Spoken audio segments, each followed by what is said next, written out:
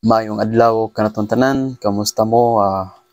Welcome sa lain sa nga video nga akong buhaton karon. Isbasahon ako ang ikanapulo.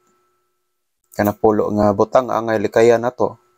Ingon nga mga sulugoon sa Dios, sumusunod sa atong Ginoong Hesus. So, ani ang ikanapulo nga mga butang nga angay natong likayan. Tungod kay kun dili, mamahimo makadaot kini sa tuang kalag. Dili lang sa tuwa, lakip na sa mga tao sa atong palibot, labi na sa atuang pamilya, igsoon, ginikanan, o kung pamilyado ta, atuang anak, atuang asawa. So, apektado sila tungod ani kung dili ta mulikay. So, ako basahan nga ison diri sa Panultihon or Proverbs. Panultihon 24 verses 1 hangtod sa 2. Ang kasulat din mo ni, ayaw kasina sa daotang mga tao, ug ayaw tinguhaa ang pagpakig-uban kanila. Ang ilang gihuna-huna mao lamang ang paghimog kasamok, ug ang ilang isulti pulos lamang binuang. Mao na siya mga igsoon. Doon na magoy dunay kasina mga igsoon bahin niini tungod kay unsa may ilang nasinahan. Tungod kay naay mga butang na nila siguro doon na sila nakuha nga mga bahandi gikan sa daotang paagi. So doon ay mga inana nga mga kasina. So naibog ta ang mga butang nga gusto sad ta nga naata na apan dili ka na mo'y gusto sa Dios mga igsoon tungod kay klaro kay dinhi sa atong gibasa nga gipalikay kita sa Dios tungod kay makadaot sa tuwa. Sa tuang kalag, dili lang sa tuwa, lakip na ang sang mga tao sa atong palibot. Labi na sa atong igsoon, anak, asawa, ginikanan, makadaot sa mga igsoon. Tungod kay ang isulti nato dili gikan sa Dios, dili putli nga gikan sa Dios. Doon na nay sambog sa ato pa sa laing pagkasulti. Doon nay sagol ang atong gisulti. So dili na pure, dili na putli nga gikan sa Dios. Mo na nga gipalikay kita ng mga butang nga giskutan usab dinhi na ang ilang mga isulti pulos lamang binuang. Mo na mga igsoon nga dunay ilaing bahin sa kasulatan nga nagisgot nga dili mahimong magagikan sa usa ka tubod ang ladang nga tubig, ang parat nga tubig ug ang tab-ang nga tubig. So dili maayong magikan sa usa lang ka tubod akan ng duha, kanang parat nga tubig ug ang tab-ang nga tubig. So kung ikaw nga tawo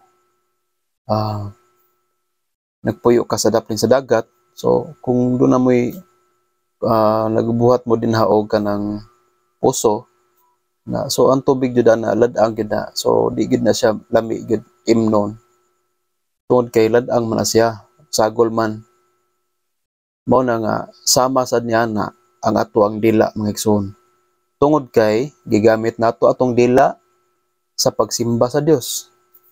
Ug sa laing bahin sa samang higayon, gigamit sad nato atong dila sa pagsultig daotan sa atong isig ka tawo, sa pagbugal-bugal, sa pagbutang-butang, sa pag-isultig butang nga wala ta sugua. Ani mga butang nga makadaot sa tuang kalag mga igsoon.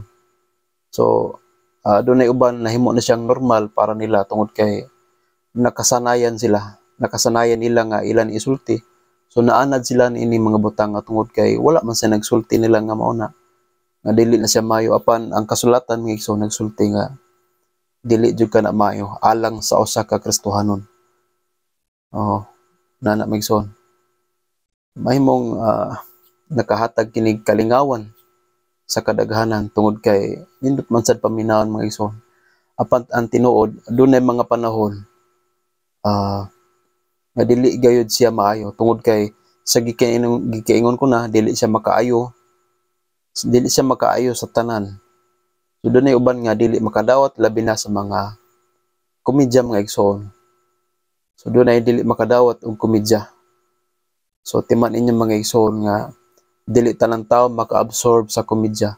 Dunay komedya lain level. Dunay light lang, dunay medium, dunay hard, na mga komedya nga below the belt na gyud. So dunay mga tawo nga dili gusto na magigsoon, and you might end up kuan gyud, you might end up duha ra gyud, mahimong mahimong kasuhan kanila or mahimong mabunalan kanila tungod sa ilang kasuko nga nadungog nila gikan nimo ana mga pulong nga. So mga butang ni siya mga igsoon nga angay natong likayan tungod kay sa gikaingon ko na makadaot dili lang nato, apan makadaot usab sa tuang mga tao sa palibot. So kung usa ka Kristohanon mga igsoon, likayan mo ni mga butang nga tungod kay dili buot ang Dios nga ingon niini ang tao, ingon niini ang iyahang alagad nga ang inani iya mga sumusunod nga mag-alagad kaniya. Tungod kay ang gusto sa Dios nga putli ang atong kasing-kasing loyal buot sa Dios nga kita matinahuron kaniya. Buot sa Dios nga kita maglakaw sa kahayag dili sa kangit-ngit. Tungod kay sa gikaingon na kung diha sa kangit-ngit naglakaw kita, wala tay dalang iwag, buot pasabot ana nga malimbuan kita diha, wa ta nahibalo kung unsay ato ang mapandulan. Sama niya na ang ato ang kinabuhing espirituhanon mga igsoon. Mga butang nga wa nato isayre, nakapamulong ta nga wala nato hibalo nga nakapasakit na diay kita sa atong isig katawo. Tungod kay giisip nato nga kuan lang kanang tiaw lang. Giisip nato nga alang nato, normal lang nato nga inana tiaw lang, joke nana. Apan sa uban sakit na siya mga igsoon. So doon ay mga tao na kinanglan mainampingon ta sa tuang magpagpamulong. Mo na nga sige ingon sa kasulatan nga dili maayong magagikan ang tubig nga tab-ang ug ang tubig nga parat sa usa lang katubod. Mo na ato ang dila mga igsoon. Nagamit ta sa atong dila sa pag-ampo sa Dios, sa pagdaig sa Dios, sa pag-awit sa mga maayong butang, pagdaig sa Dios.